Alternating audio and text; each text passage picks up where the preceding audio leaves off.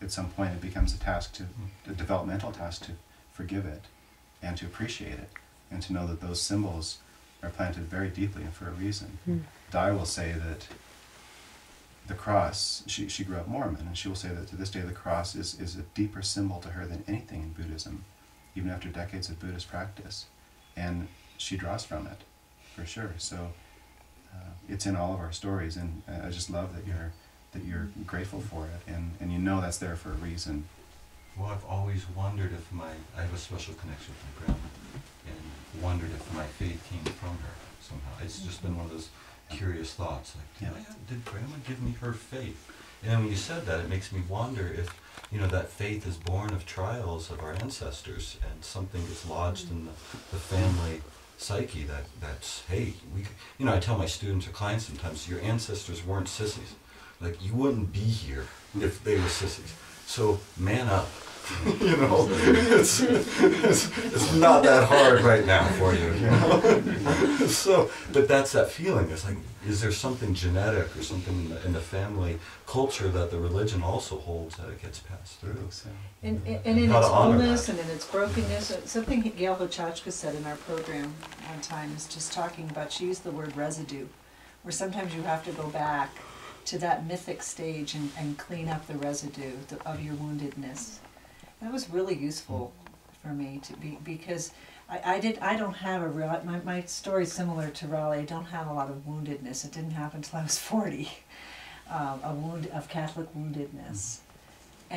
But the woundedness happened it was a mythical level, and it was also a lot of shadow. A lot my own and the shadow of other people. That there was this woundedness to go back. Eventually, at some point, it seems that you have to go back. Because the scriptures of any of the traditions are alive, because we're encountering them in a second-person experience. And Thomas, if you've ever get a chance to, in this kind of exploration, there's a book by Stephen Mitchell called The Gospel According to Jesus. And he translated the Tao Te Ching, and he translated the Book of Job. And he quotes Thomas Jefferson's experience of reading the scriptures, and Thomas Jefferson says there's kind of something to this Jesus. There's this truth, you can read it, and then other passages that seem to come from inferior minds. So it's the projections and the overlays, and it's a little harsh, the inferior minds, but it was their own projection of the encounter. And when you start to really realize that, rather than this kind of static, this is the book, this is how it was, that you might be hearing from home, it then becomes a living tradition. That's your own interaction with the tradition. When you were talking there about your family and in the church in Croatia, and these are the benches, it sort of spoke of sacrament to me, actually, that there's something, we touch our way through history, and look and taste our way into faith and into community. And I know a number of you were at Mass this evening, and I know you were, a number of you were there because you knew me when I came along. There was that. And I was conscious too that you came with hurt, I was very conscious of that, and I was very, very deeply conscious of that, particularly at the start. When we talked about sin, I was confessing our sinfulness. And what you were saying there resonated a lot with me. I mean, I suppose the image I have of sin, if I step in your toe by accident, I apologise. I don't say, well, it was an accident. I say, sorry. But I just felt a huge weight of hurt, I'm very conscious of that. I hope I honoured it. I felt honoured, very deeply honoured that you came along, I think this is the path, entering into this sort of space. This is the way. Edmund, I just want to say you're a wonderful priest. And my mom, I've never seen her dance last night. And I said, Mom, the priest is dancing to reggae music. And it was the first time I've ever danced with my mom. Wow. Thank you, Edmund. So, I appreciate that. Flexible.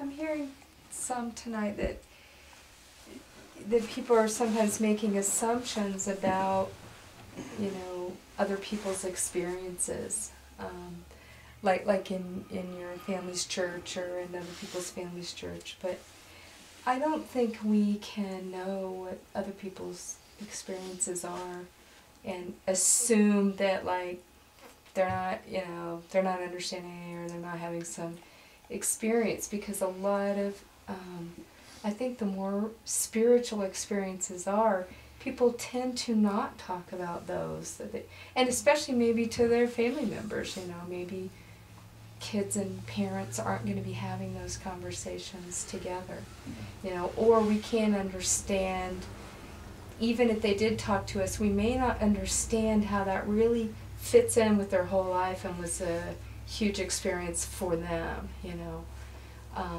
because of generational barriers or language barriers or, you know, some, you know, so that's always been, you know, I've always had some issue with the integral. It's like interesting, you know, a theory that puts yourself at the top, you know, so, you know, and then, you know, John's like, well, you're agreeing, and of course, blah, blah, blah.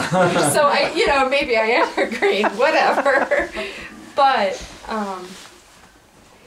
that just comes up all the time for me, including tonight. So I guess I'll just say that, you know.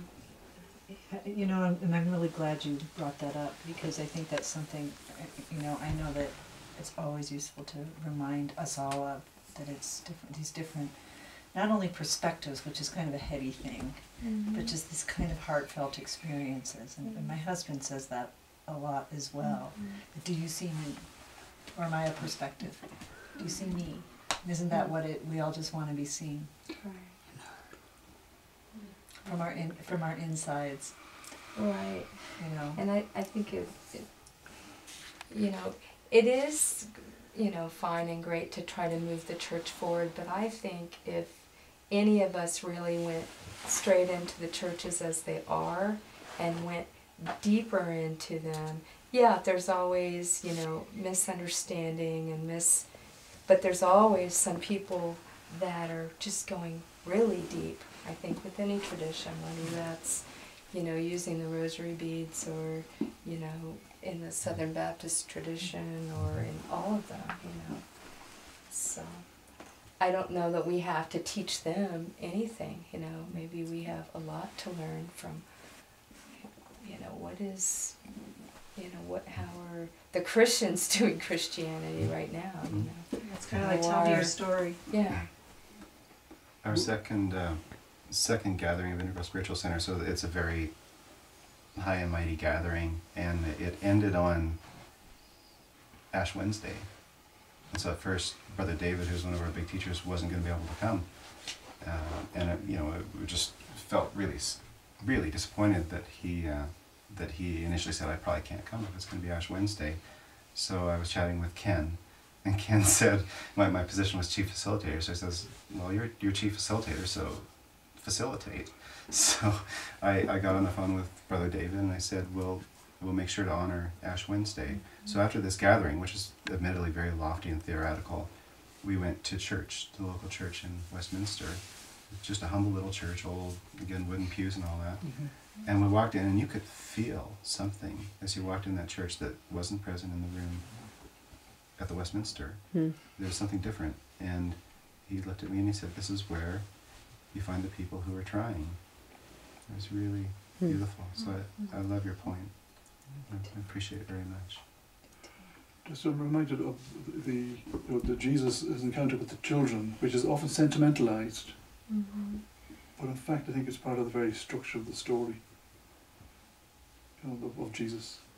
That when the disciples pushed them away, and there was two things, when he kind of brought them and blessed them, I say we make it very cozy, but in fact it's, you know, it's like, you know, you're dealing with a child who, for instance, who's dying, and you know they're going through something that you've got to, that's sacred, you know, that you can only worship, really. I think it's the same thing of, you know, it's holiness. I mean, it comes back to that. That's really where what the reality is that shines through. You know, that you find that breaks out everywhere. And if we kind of do such with that.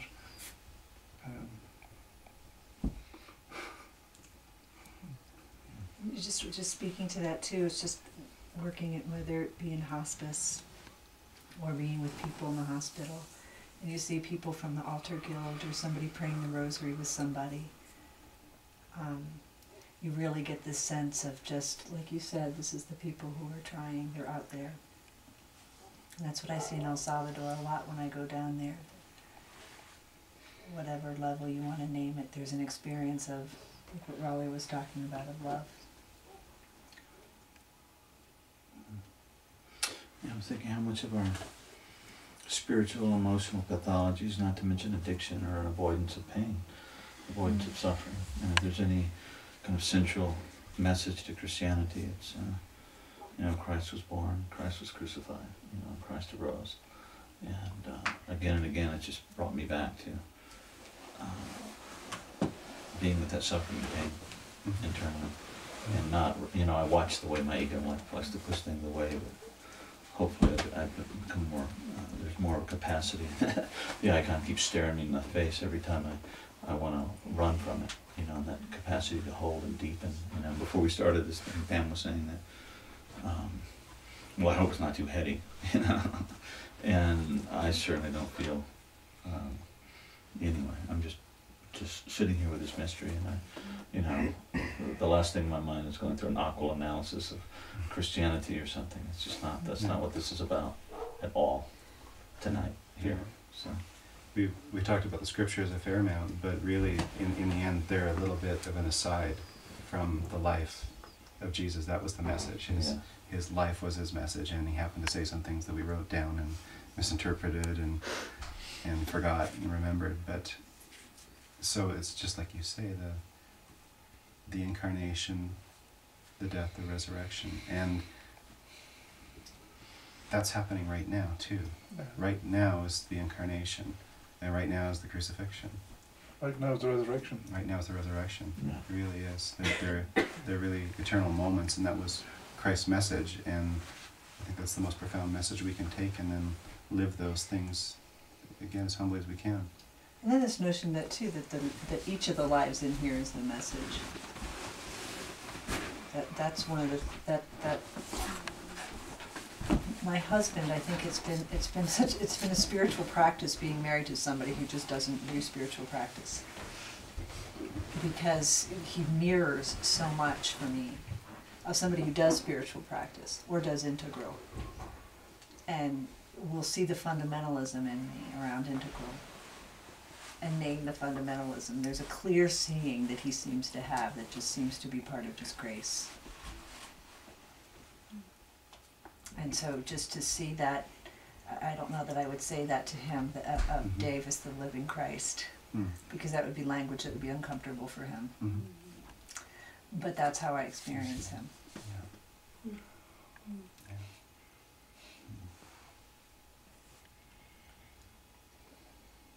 Leonard Cohen again, every heart will come to love, but like a refugee.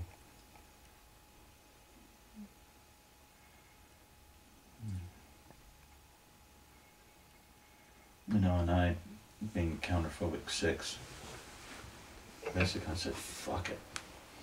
Fuck the church. Fuck the teachers. Fuck the hierarchies. Fuck the scriptures. Fuck it all. If I can't find it in the desert alone with God, then I'm going to burn in hell. I'm doomed. You know, and through that kind of arrogance, somehow there was some grace that I began to find it in the interiors again. Then I began to look out, you know, and I started making, you know, some small connections again, and starting to come back. And I read the life of Teilhard de Chardin, who was like completely just dissed by the church over and over again. His books were never published until after his death, you know, that informed us so much. And I was like, God, he balls. He stuck with it, you know, and I didn't. I said, the hell with it, you know. I reject all external authority. And, but, you know, through grace and mercy, it came up, you know. And there's a story I wrote about, we went to this integral thing in Boulder, and, you know, I had this awakening, this Christian awakening when I was like 11 or 12, 68, I think, anyway, and it was great. And it never occurred to me. I looked back this to go to a priest and say, Father, what the hell's going on here? I think I met Christ. They haven't met me, you know. Would be a good idea. Thank you. And anyway, so I went on, went to Protestant churches, joined a cult, got whacked. Saw my family get whacked.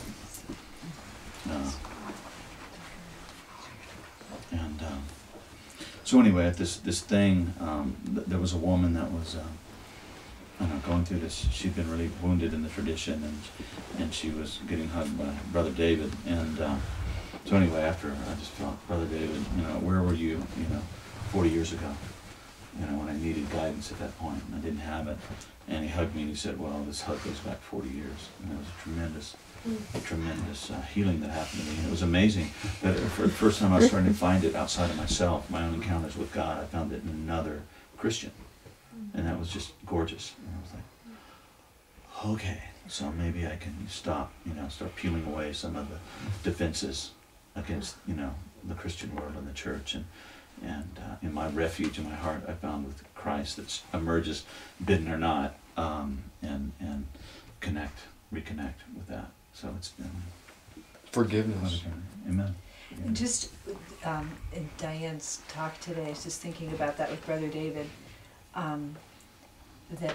That for me, it was when I got back from integral contemplative Christianity, it was just this experience of him. There's just a quality of being in Brother David. And Diane talking about how she'll sometimes hold, these projections of people will project onto her of this enlightened one, and that all of us who had this experience of Brother David, the notion that is inside of us, that there's that capacity inside of us. Because when I'm with somebody like Brother David, I can just go into that whole place of feeling less than, and that would make him so sad. to know that sometimes you collapsed into your old world. Could I be this loving?